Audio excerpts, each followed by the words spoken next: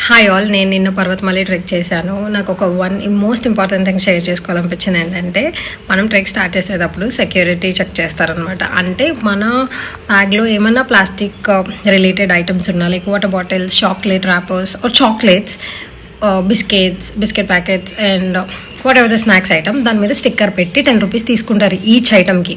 So ఎన్ని items ఉంటే అన్ని 10 రూపీస్ మీరు పే చేయాలి. అప్పుడు అనుకున్నా, అమ్మో చాలా డబ్బులు వస్తాయి కదా వీళ్ళకి ఈ రకంగా అని అనుకున్నాను. అందుకే we should not judge immediately. ఆ తర్వాత ట్రెక్ మధ్యలో ఏమైనా తెలిసిందంటే, నాకు ఆ తిన్నవి మనం మళ్ళీ రిటర్న్ చూపించేసాం అనుకోండి, ఆ ఎంటీ ర్యాపర్స్, మన మనీ మనకి రిటర్న్ ఇచ్చేస్తారు.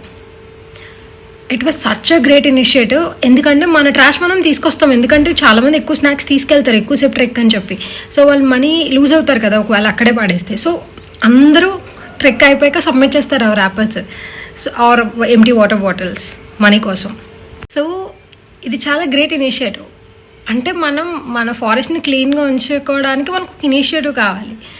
ఇవేం లేకపోతే మనం ట్రాష్ అంతా అక్కడ పాడేస్తాం, మన ఎంటీ వాటర్ బాటిల్స్ అన్నీ.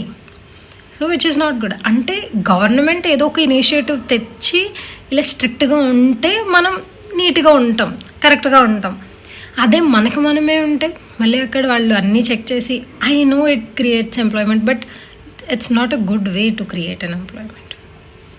మనం సరిగ్గా ఉంటే అసలు వాళ్ళందరూ అన్నీ చెక్ చేసి స్టిక్కర్స్ వేయించుకొని మళ్ళీ మనం పడేయకూడదు, మన మనీ ఉన్నాయి అనే ఆలోచనతో ఉన్నాం కదా. We have to be responsible. Government ఎలా ఉన్నా ఏం చేసినా కూడా మన రెస్పాన్సిబుల్గా మనం ఉన్నాం అనుకోండి, ఎన్వైరన్మెంట్ క్లీన్గానే ఉంటుంది.